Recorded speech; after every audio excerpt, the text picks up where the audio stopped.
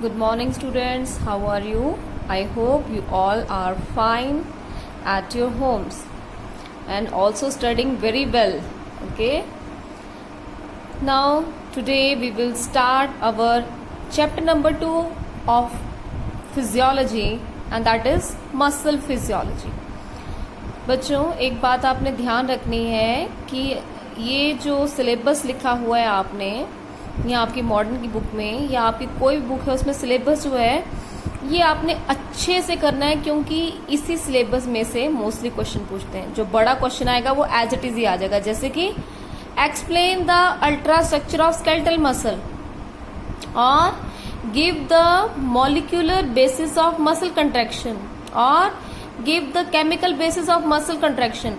तो ये यहाँ पर जो चीजें लिखी होती हैं, ये जो सिलेबस में मेंशन होते हैं वर्ड्स, वो एज इट इज अच्छे से याद करने हैं. ठीक है जी.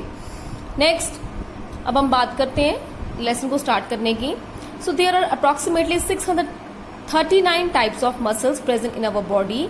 और आप पढ़ के ही आए हैं डेवलपमेंट बायोलॉजी, आप जानते हैं अवर मसल्स आर मीजोडर्मल.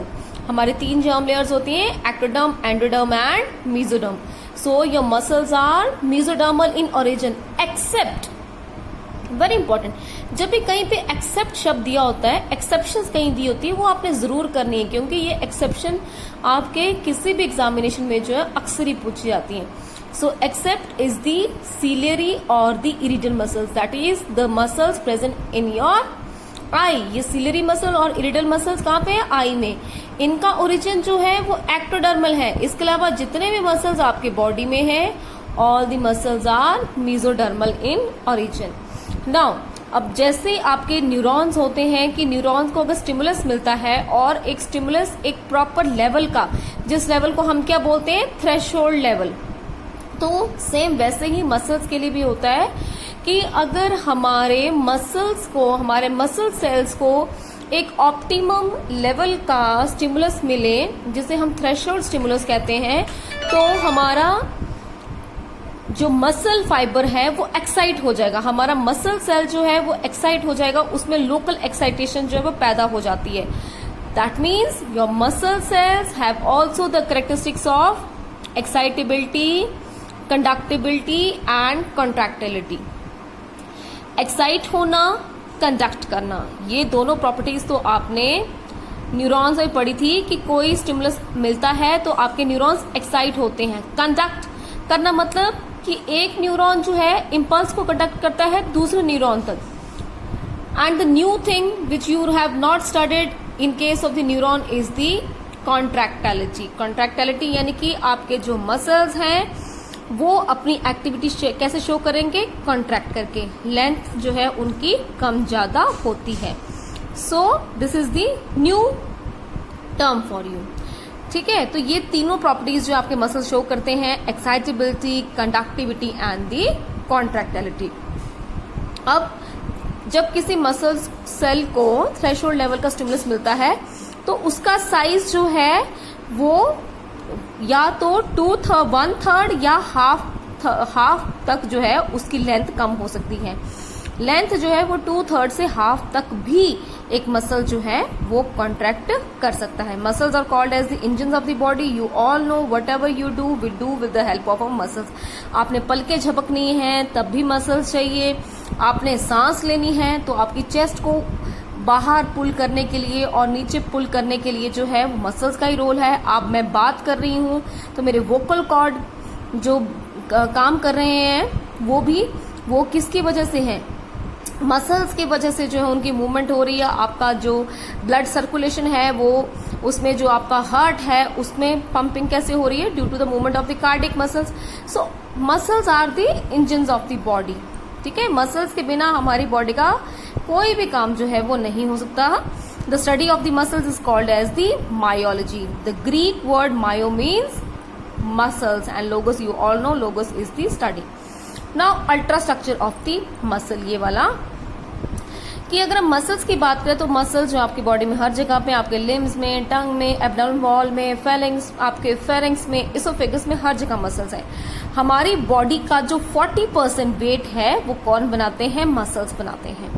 नाउ अब ये कैसे दिखते हैं, कैसे अरेंज होते हैं? The muscles are arranged in bundles, जैसे मसल जो है ऐसे खुले नहीं पड़े होते हैं, ये मसल्स के जो सेल्स हैं वो बंडल्स में अरेंज होते हैं और उस बंडल को हम बोलते हैं फैसिकुलाई।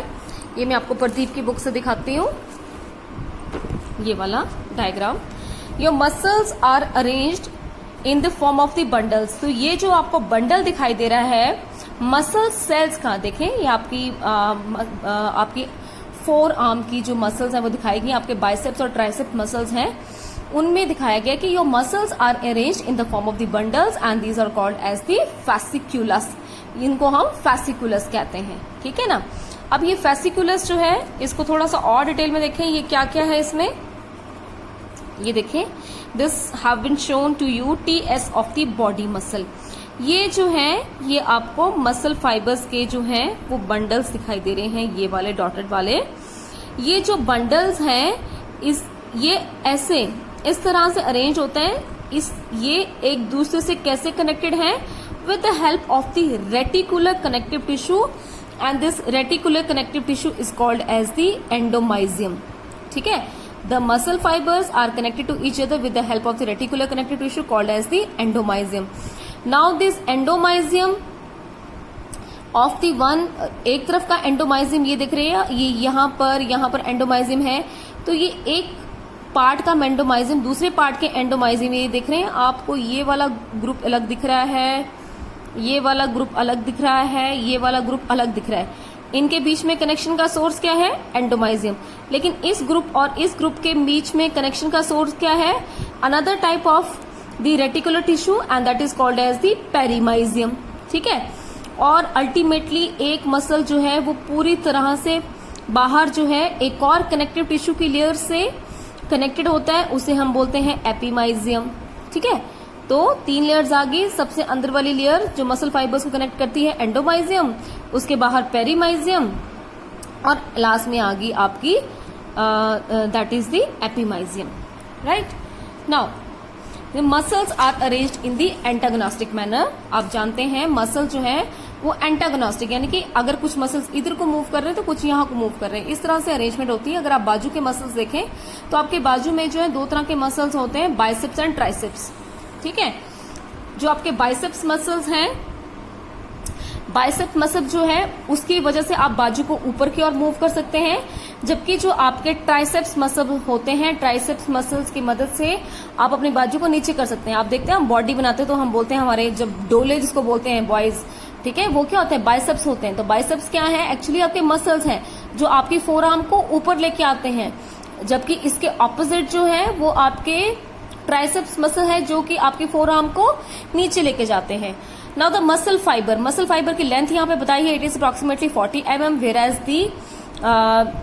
This diameter is the 40 to 100 micrometre. अब जो मसल सेल्स हैं वो सिंसिशियल ओरिजिन के होते हैं। सिंसिशियम क्या होता है, you all know what is syncytium. Syncytium is the common cytoplasmic content, जहां पर सारा का सारा साइटोप्लाज्मिक कंटेंट इकट्ठा है, कोई भी डिफरेंट सेल वॉल नहीं है और बहुत सारे न्यूक्लियस पड़े हैं। आपने सिंसिशियम जो टर्म है वो फंगस के केस में सुनी होगी, जहां पे एक कॉमन साइटोप्लाज्म में बहुत सारे न्यूक्लियस जो है पड़े होते हैं। तो सेम सिंसिशियल कंडीशन जो है वो आपको मस्कुलर सेल्स में भी देखने को मिलेगी। अगर हम मस्कुलर सेल्स की बात करें, मस्कुलर सेल्स जो हमारे मसल सेल हैं उनके बाहर जो हमारी मेम्ब्रेन है, प्लाज्मा मेम्ब्रेन जो है वो स्पेशल तरह की है, उसे हम क्या बोल रहे हैं, sarcolemma. So what is sarcolemma?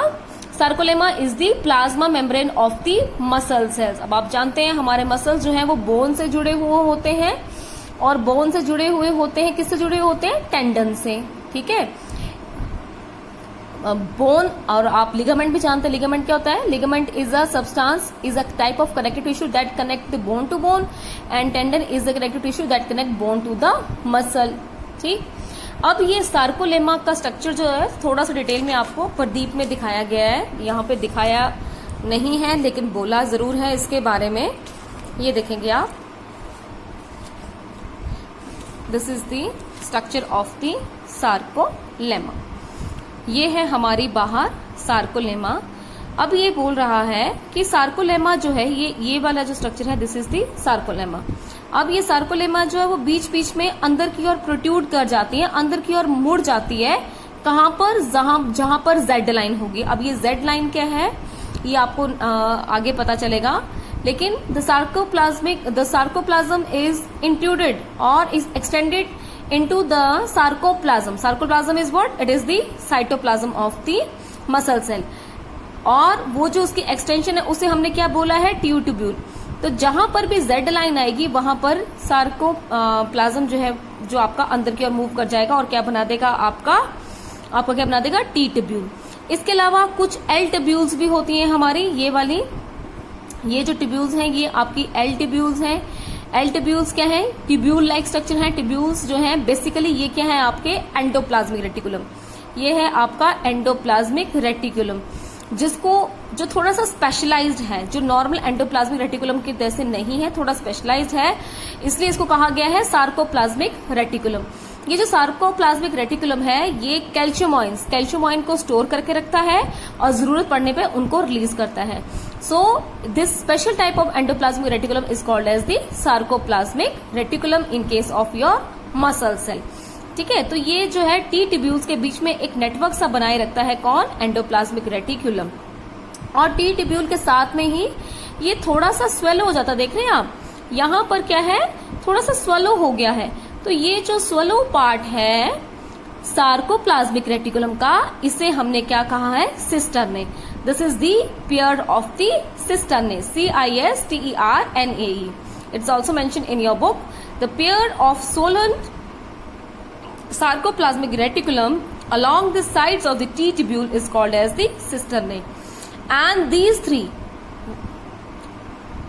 three कौन से तीन, दो हमारे सिस्टरने और बीच में इसके टी ट्यूब्यूल, बीच में हमारा टी ट्यूब्यूल और दोनों सिस्टरने साइड में, इन तीनों को मिलके बोलते हैं ट्रायाड। ट्राई यानी कि तीन। ठीक है, तो ये कुछ एक स्पेशल जो है हमारा स्ट्रक्चर है सार्कोप्लाज्मिक रेटिकुलम का। ठीक है जी। नाउ नेक्स्ट, और क्या क्या खास बात है इसमें कि जो हमारा सार्कोप्लाज्म है उसमें बड़े सारे ओवल शेप के माइटोकॉन्ड्रिया भी हैं। और माइटोकॉन्ड्रिया क्यों चाहिए, बहुत सारे, आप जानते हैं मसल जो है उनको काम करना है, तो काम करने के लिए उनको एटीपी चाहिए। एटीपी कौन प्रोवाइड करता है, हमारा पावर हाउस। पावर हाउस कौन होता है, माइटोकॉन्ड्रिया। तो बहुत सारे यहाँ पर माइटोकॉन्ड्रिया भी मिलेंगे आपको जो कि ओवल शेप के होंगे और थोड़े बड़े साइज के होंगे। तो एक मसल सेल के जितने भी माइटोकॉन्ड्रिया होते हैं, these are collectively called as the sarcosome. So sometime these questions are asked in one word, तो you have to remember these very well. ये छोटे छोटे टर्म्स जो है वो आपने अच्छे से याद रखनी है। सार्कोसोम्स क्या है, these are the mitochondria of a muscle cells. ठीक है, और बहुत सारा ग्लाइकोजन भी होता है मसल सेल के अंदर। क्यों, क्योंकि ग्लाइकोजन जो है it is the stored form of the energy. ये मल्टी न्यूक्लिएट है, आपको मैंने पहले ही बता दिया कि एक मसल जो है यहाँ वो एक मसल जो है उसमें सिंसिशियल कंडीशन होती है और बहुत सारे न्यूक्लियस जो है वो प्रेजेंट होते हैं। ये क्या है, फैसिकुलाई यानी कि bundles of the muscle cell. और ये क्या दिखाया आपको, एक सिंगल मसल सेल। ठीक है जी। नेक्स्ट आ गया कि आपका जो सार्कोप्लाज्म है, यहाँ पर जो इसका साइटोप्लाज्म है उसमें बहुत सारे सोडियम, पोटेशियम, फॉस्फेट्स, एंजाइम्स जो हैं वो प्रेजेंट होते हैं। सार्कोप्लाज्मिक रेटिकुलम भी होता है। अब ये जो आपका एक मसल सेल है, इस मसल सेल्स में बहुत ज्यादा बारीक बारीक पतले पतले थ्रेड्स होते हैं। देखते हैं ये डायग्राम प्रदीप से 10। ये डायग्राम बच्चों आपने बना लेना है, मैं इसके व्हाट्सअप कर दूंगी, आपने बना लेना है ये कि a single muscle cell is formed of 100 to 1000 longitudinal contractile threads, and these contractile threads are called as the myofibrils. Myofibrils or the sarcostyles. ठीक है, एक मसल सेल में बहुत सारे पतले पतले थ्रेड जैसे कॉन्ट्रैक्टाइल स्ट्रक्चर्स होते हैं जिनको हम मायोफाइब्रिल्स या हम सार्कोस्टाइल्स भी कहते हैं। अब आपको एक सार्कोस्टाइल का स्ट्रक्चर जो है यहाँ पर दिखाया गया है।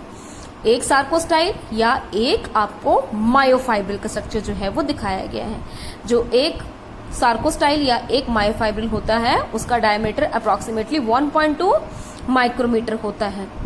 अगर हम इसको दूर से देखें, लाइट माइक्रोस्कोप में देखें, तो इसमें dark band, light band, dark band, light band, इस तरह के बैंड्स जो आपको दिखाई दे रहे हैं। अच्छा, एक बात मैं आपको बताना भूल गई बच्चों, ये जो हम चैप्टर पढ़ रहे हैं, you all know we have 3 types of muscles.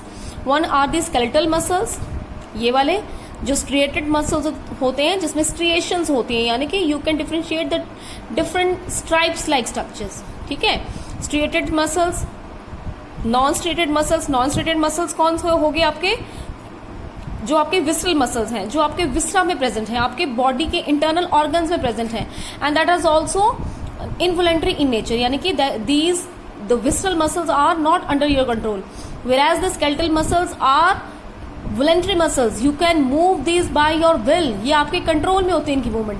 और जो आपका थर्ड टाइप ऑफ मसल्स है वो है आपका कार्डिक मसल, जो आपके कहाँ पर स्पेशली प्रेजेंट होते हैं, आपके हार्ट में. तो इन तीनों में से बच्चों जो आपको बेसिकली इस चैप्टर में हमने स्टडी करना है वो सिर्फ और सिर्फ क्या है, आपका स्ट्रिएटेड मसल्स और the skeletal muscles. Skeletal muscle क्यों कहते हैं, because they are attach to the bones, क्योंकि ये आपकी बोन्स के साथ अटैच्ड होते हैं. And this are the voluntary muscles, you can move them with your own will. Now coming again to the topic, we are now going to study the structure of a myofibril. Now what is a myofibril, ये जो myofibril है इसमें क्या क्या है, हमने एक छोटा सा सेक्शन ले लिया मायोफाइब्रिल का. अब आता है, आपको पता लगेगा जेड लाइन. ये जेड लाइंस क्या है बच्चों, ये जो आपको डार्क कलर की लाइंस जो हैं बाहर नजर आ रही हैं, ये क्या basically Z line. These Z lines are those line which hold the muscle cells, जो कि मसल सेल को जो है, मसल सेल के सभी मायोफाइब्रिल्स को जो है होल्ड करके रख रहा है, पकड़ के रख रहा है. और इसी तरह से ये डिफरेंट मसल सेल्स को भी होल्ड करके रख रहा है. ठीक है, ये वो रस्सी है जो अंदर इन धागों को कंट्रोल किए हुए, इन धागों को पकड़ के रखे हुए, इनके बीच में कम्युनिकेशन बना के रखे हुए हैं. सो द एरिया बिटवीन और the length of the muscle cell, length of the myofibril between one Z line to another Z line is called as the sarcomere. ठीक है, एक जेड लाइन से लेके दूसरे जेड लाइन के बीच में जो एरिया आ जाएगा उसे हम कहेंगे सार्कोमियर. वेरी इंपॉर्टेंट, ये डायग्राम आपको हमेशा ही पूछते हैं. And sarcomere is what, sarcomere is the structural and the functional unit of the contractility. ठीक है, कि सार्कोमियर जो है यही वो बेसिक फंक्शनल और स्ट्रक्चर यूनिट है जो कि कॉन्ट्रैक्शन जिसमें होगी. ठीक है ना, यही यूनिट जो है वो कॉन्ट्रैक्ट करेगा और यही जो है वो आपका रिलैक्स करेगा. अब ये जो आपका सार्कोमियर है ये क्या क्या करता है, नाउ लेट्स सी. पहले इसका स्ट्रक्चर देख लेते हैं. इसके स्ट्रक्चर्स में जो है वो क्या क्या चीजें आती हैं.